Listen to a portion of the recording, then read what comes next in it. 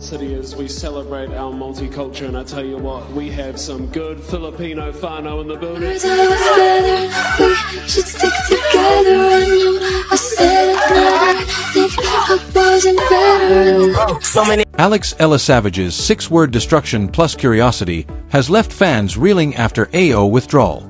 If you thought tennis was all elegant serves and polite handshakes, think again. Today's story will blow your mind.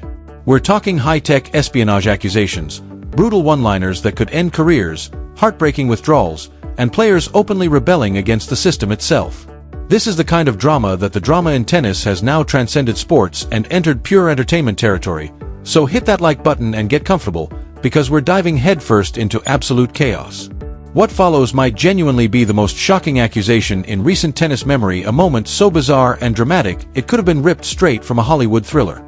After her devastating defeat at the hands of Filipino rising star Alexa, Croatia's Petra Marquinhos allegedly completely lost her composure in spectacular fashion. And we're not talking about the usual post-match frustration, no smashed rackets or muttered complaints here. This was personal, calculated, and utterly wild. According to multiple eyewitnesses courtside during the meltdown, Marquinhos leveled an accusation so outrageous that the entire stadium went from polite tennis applause to shocked gasps and confused murmurs in seconds. She allegedly claimed, with apparent conviction, that Alexa had been cheating throughout the match using high-tech technology that would make James Bond jealous, specifically concealing a tiny microphone inside her wristband to transmit real-time tactical advice from her coaching team directly into her ear during play. Can you even process that level of accusation? This wasn't just a vague complaint about line calls or minor distractions.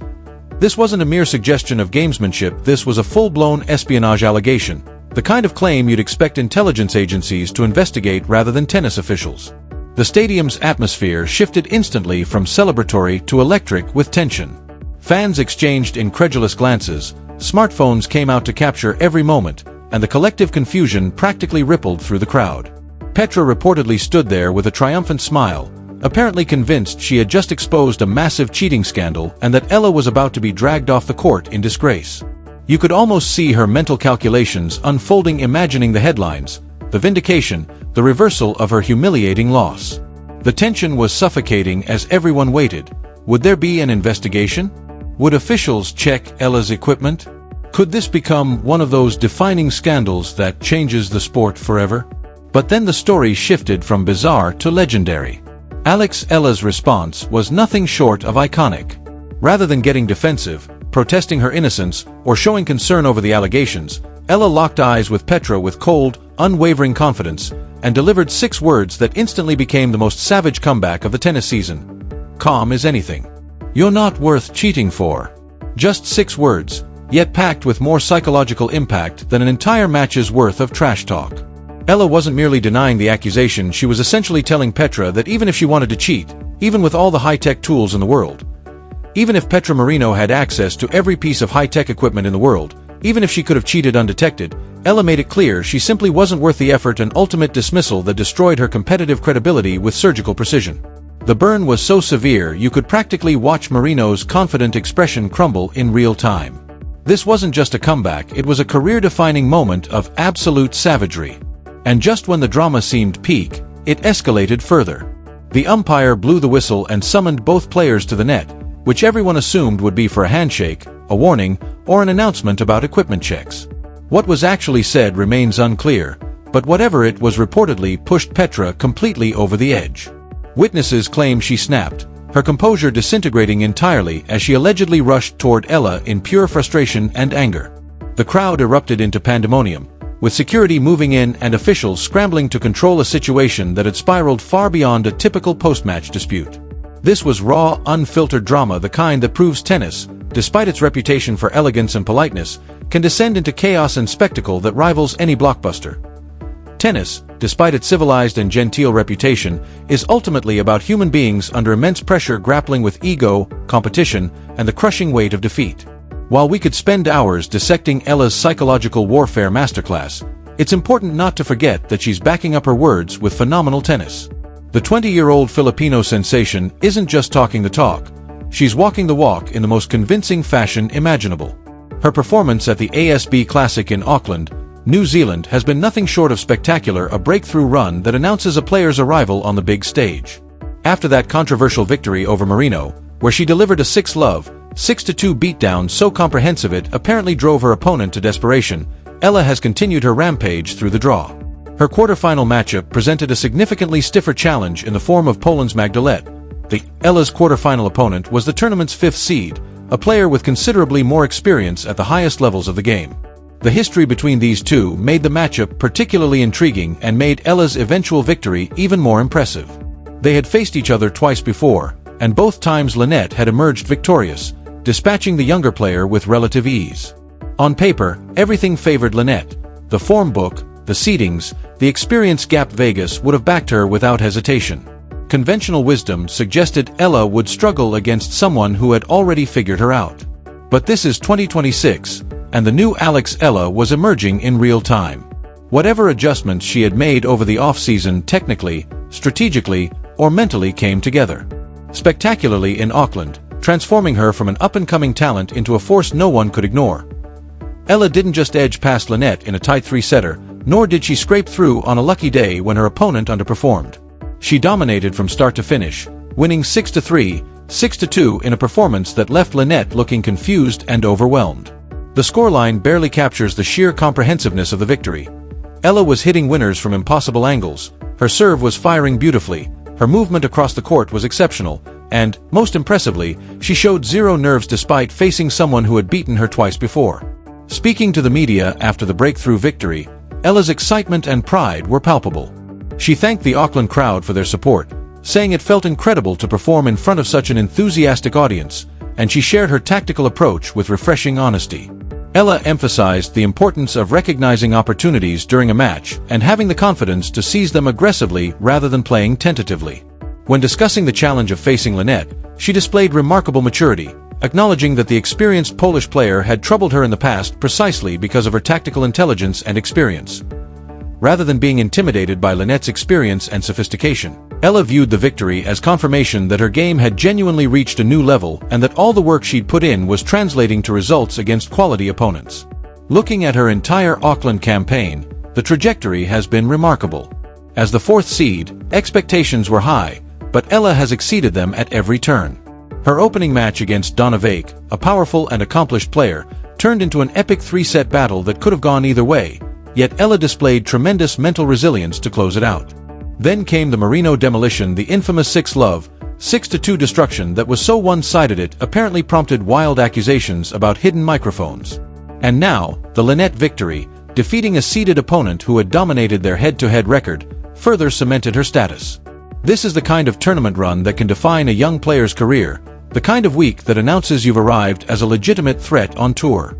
Up next for Eala is a semi-final showdown against China's Wang Senu, the tournament's 7th seed and another experienced player with dangerous weapons, a challenge that promises to test just how far this new Alex Eala has come. Eala now faces a semi-final showdown against Wang Senu, the tournament's 7th seed and another experienced player with dangerous weapons, a perfect opportunity for her to prove herself against quality opposition. But if she brings the same fearless, aggressive tennis she's displayed all week, and channels the same ice-cold confidence that produced the legendary line, "You're not worth cheating for," Wang Senu should be very, very concerned. Eala has momentum, belief, and, most importantly, a game that is clicking at exactly the right time. The Philippines, long starved for a genuine tennis star to rally behind, increasingly looks like it has found one. Yet, while we celebrate rising stars and breakthrough performances, there's heartbreaking news from down under that will devastate Australian tennis fans and entertainment lovers alike. Nick Kyrgios, the eternally controversial, impossibly talented, frustratingly inconsistent, and absolutely magnetic personality who has defined an entire era of Australian tennis, has officially ruled himself out of accepting a singles wild card for the Australian Open. For a tournament desperate to welcome him back and fans eager for his unique brand of drama, this is a crushing blow. For fans who have been counting down the days until his return, and for a sport that becomes infinitely more interesting when he's involved, this is a crushing blow, one you could almost see coming but desperately hoped wouldn't happen. Kyrgios himself confirmed via social media on Friday, in a surprisingly candid and mature statement, that his body simply isn't ready for the brutal demands of best-of-5 set tennis over potentially 2 weeks of competition. He will still compete in the doubles draw alongside his best friend Thanasi Kokkinakis, promising some special chaos, but the singles dream for Melbourne 2026 is officially over. The reality of Kyrgios' situation is brutal. Multiple surgeries on his wrist and knee have limited him to just 7 singles matches over the past 3 years. 7 matches in 3 years. Think about how catastrophic that is for someone who was once ranked in the world's top 15 and made a Wimbledon final. His ranking has plummeted to 670, a number that would have been unthinkable for a player of his talent just a few years ago. He attempted a comeback at the Brisbane International earlier this week, and tennis fans held their collective breath, hoping to witness vintage Kyrgios. But the return lasted just 66 minutes, a straight sets defeat to Alexander Kovacevic, making it painfully clear that his body isn't up to the demands of top-level singles competition. And his Instagram statement announcing the withdrawal, Kyrgios displayed a level of self-awareness and maturity that surprised many who have followed his career. The 2022 Wimbledon finalist acknowledged that, while he's technically fit and back on court practicing, 5-set matches are an entirely different beast, requiring a level of conditioning and endurance he hasn't rebuilt yet. He wrote that the Australian Open means everything to him, a claim no one doubts, given his emotional connection to the tournament and playing in front of home crowds, but that he would rather surrender his wildcard spot to someone genuinely ready to compete at that level and make the most of the opportunity. That honesty and self-awareness demand respect, even if it's incredibly disappointing. Kyrgios could have easily accepted the wildcard, shown up, collected appearance fees, sold tickets on his name alone, and bowed out in the first round while blaming injury. No one would have been shocked. Instead, he made the mature decision to step aside, giving that spot to a player who can truly use it, a choice that reflects personal growth even as it breaks fans' hearts. Now, speculation is swirling over who will receive the suddenly available wild card, and the tennis world is buzzing with theories. The sentimental favorite is Stan Wawrinka, the 40-year-old Swiss legend who has announced this will be his final season on tour. Wawrinka, of course, won the Australian Open back in 2014, delivering one of the great Wawrinka's underdog Grand Slam victories, giving him one final shot at Melbourne Park glory, the kind of poetic narrative tournament organizers dream about. He showed at the United Cup last weekend that he still has that trademark fight and competitiveness, grinding out a tough victory and proving he's not just appearing for a farewell tour. The idea of Wawrinka getting one last dance at the Australian Open, potentially facing and even defeating young stars who grew up watching him, is pure storytelling gold. Yet there are legitimate Australian contenders for the wild card as well, players who have been derailed by injuries and ranking fluctuations and could make a compelling case for the spot. Jordan Thompson, plagued by injuries that have limited his rise despite his talent, fits the profile of a hard-working professional who would seize the opportunity. Chris O'Connell, likewise, has faced bad luck but would bring genuine competitiveness to the draw. Tournament organizers therefore face a tough decision, balancing sentiment, nationalism, competitive merit, and entertainment value. Regardless of who gets the nod, the headline is clear. Nick Kyrgios won't be there in singles, a massive loss for the tournament's box office and entertainment appeal. From withdrawals and injury struggles, we pivot to players who are healthy but fed up with the system they're forced to operate within. Aryna Sabalenka, the current world #1 and reigning Australian Open champion, has launched a scathing critique of the WTA Tour schedule, calling it completely insane and unsustainable.